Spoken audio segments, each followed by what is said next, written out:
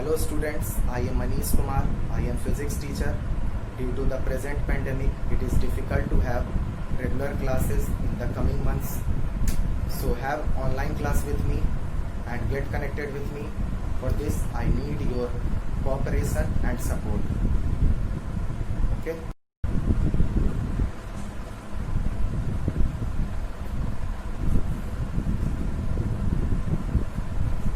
Now we are going to study about current electricity. The branch of physics which deals with charge in motion is called current electricity. Earlier we have studied about electrostat. In electrostat, charges were in rest. Now when the charge is in motion, it is studied under current electricity. Okay? In current electricity, there are some topics: electric current and resistance, electric measurement, heating effect of current, chemical effect of current, thermoelectric effect of current. In the first topic, electric current and resistance, we have to study about current carriers, electromagnetic force, mathematical expression for electric current, drift velocity, current mobility, relation between current and drift velocity, Ohm's law, resistance and resistivity, current density, conductance and conductivity, classification of elements in terms of conductivity, resistance in parallel and series, and grouping of cells.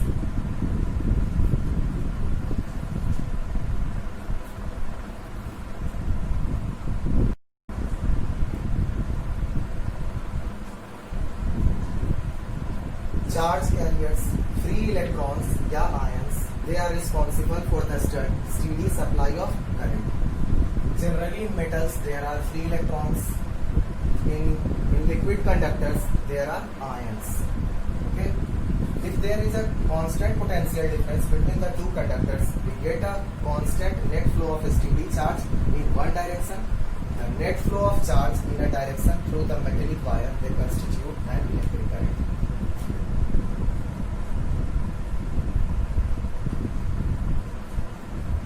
Let there be two conductors, A and B. If A have excess of electrons, that means it is a charged body, and B is a neutral body. There is no extra electrons or extra charge on it, but both of them, they are good conductor. If we connect them through a wire, electrons will flow from higher potential to lower potential. We will study about potential difference in the next topic. Now excess of electrons, they will flow from this conductor A to B, unless or until both of them they have equal charge. As both of them they have equal charge, the supply of electron, it will stop. Okay.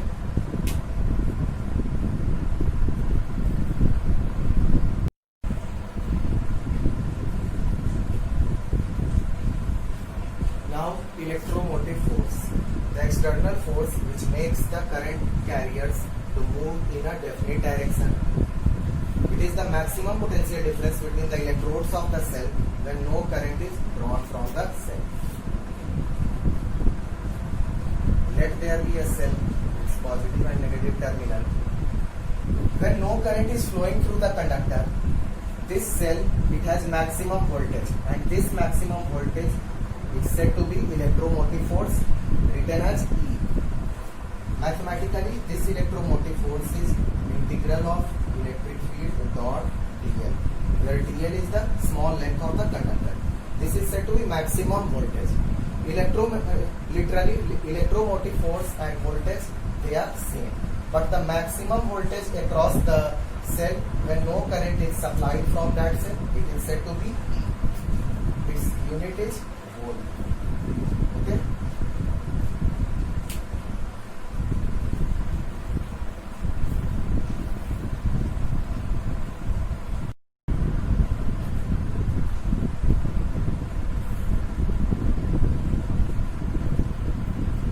Now we are going to study about drift velocity, the average velocity by which the free electrons get drifted towards the positive end of the conductor under the influence of an electric field.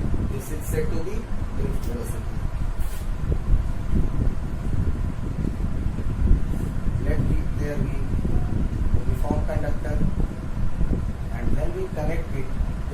external source, it's EMF E. The direction of electrons from negative terminal to positive terminal. Let the average velocity of each electron is VT. This is average velocity of electrons. Okay. Now you know that V equals to Q plus AT. When there was no external source, all the electrons, they were in random motion and their uniform speed before the supply of electric field, that is 0. Okay. Now A, acceleration of electrons, and T is time. It is also called relaxation time. So this can be written as V, as Vd, as U equals to 0, because before the supply of electric field U was 0, put U 0, acceleration A and time T. Now when the electrons are moving under electric field, force experienced on the electrons F equals to Q into E. This is written as E into E, where E is charge on each electron and E is the electric field. Also, force equals to mass into acceleration, where M is mass of electron and A is acceleration of electron. So when we put E into E equals to mass of electron into acceleration of electron will be E by mass of electron. So just put here A as E by mass of electrons, and T is written as in this way, tau, relaxation time.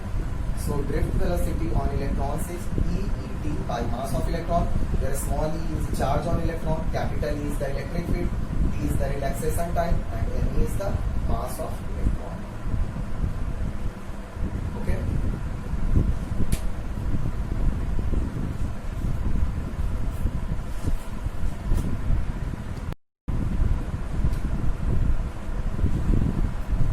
Now current mobility is represented as mu. This is defined as drift velocity per unit electric field. Okay, and you know that drift velocity is charge on electron, electric field, relaxation time by mass of electron. So this can be written as P by mass of. Okay. Now we are going to derive a relation between current and drift velocity.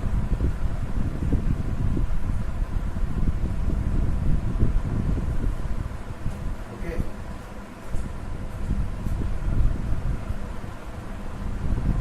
Let there be a conductor of length L and its cross-sectional area is A. When it is connected to a steady supply,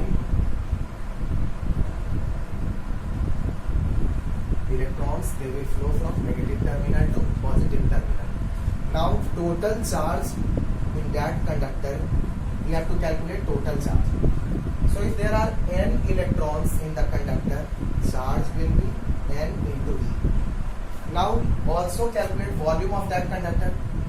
For example, if there is a cylinder, circular cylinder of base radius r, its area is pi r square, and if its height is h, then volume is pi r square into h. This is area and this is height, that means length. So total volume of the conductor is A into L. The whole charge in that volume is N E A L. Okay. Now I equals to Q by T. You know that I equals to Q by T. So I equals to Q. Put the value of Q, N E A L by T. This is N E A. Length by time. Length length by time, it is the average velocity. This is vt. So I can be written as n e a vt. It may also be written as n e a, and the value of vt is earlier you have studied EET by mass of electron. So this is EET by mass of electron. E into E, this is E square. Okay. So current is N E square A E T by mass of electron. There are two relations. First and second. We will solve many numericals on these formula.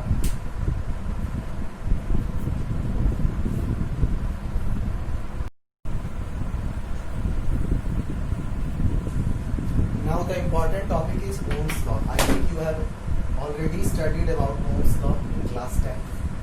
It states that current flowing through a conductor is directly proportional to the potential difference across the ends of the conductor under constant temperature. I proportional to V. This means V proportional to I.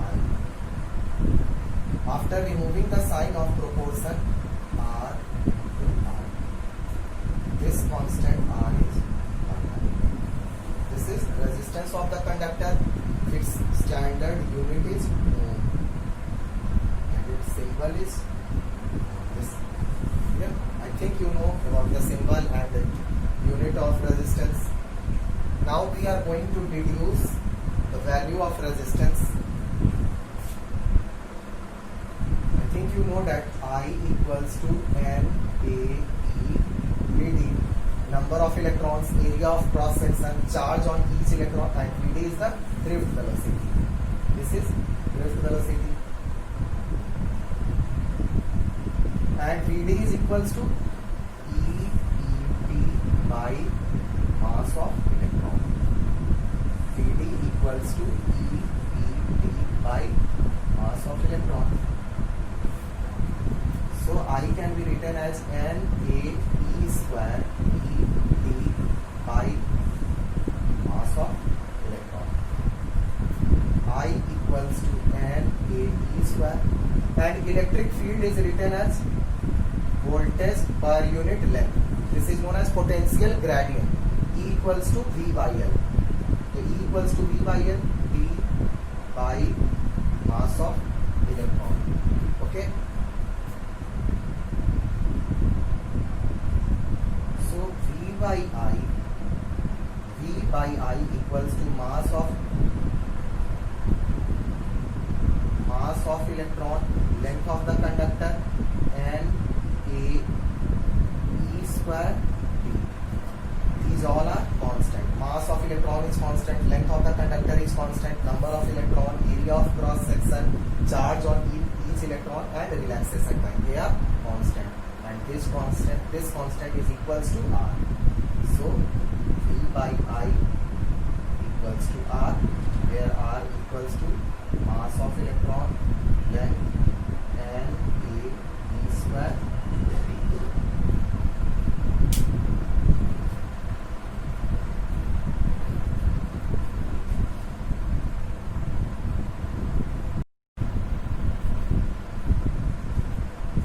After resistance, we are going to study about resistivity, also called specific resistance.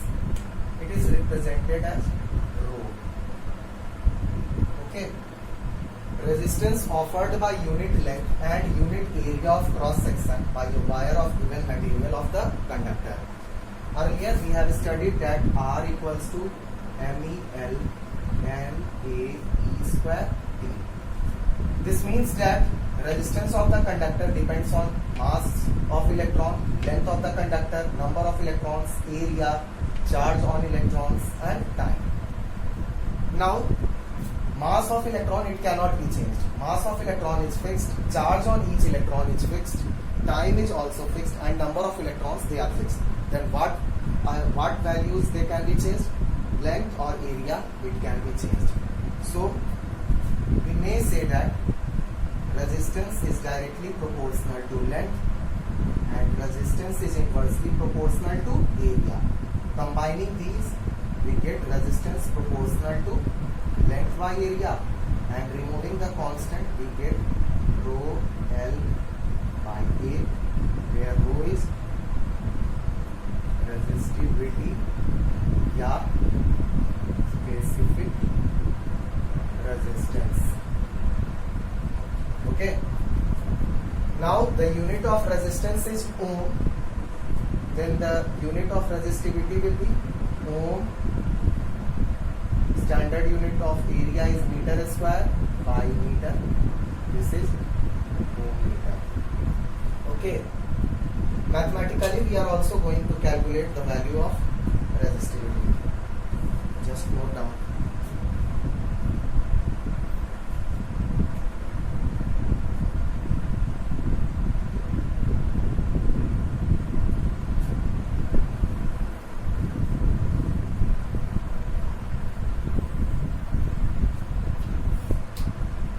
You know that I equals to N A E VD.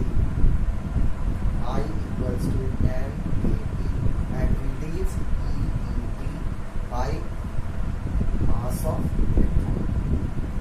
So I can be written as N A E square E D by mass of electron. Now using Ohm's law, you know that V equals to IR. So I equals to V by R. So I can be written as V by R equals to N A E square. And electric field is equals to voltage per unit length, also known as potential gradient. In class 11th, I think you have studied electric field equals to dV by dL. Okay, this is equals to V by R. Put here D by mass of electron. N A E square V T L by mass of electron. Eliminate V and make both sides reciprocal. You will get R equals to mass of electron length N A E square T. Now mass of electron, number of electrons, charge on each electron and time, they are constant. Therefore R equals to M E N E square T L by A, and this constant is resistivity. So resistivity can be written as mass of electron, number of electron, charge, square of charge of electron and time. Rho equals to mass of electron and E square by T. And this expression can be written as rho L by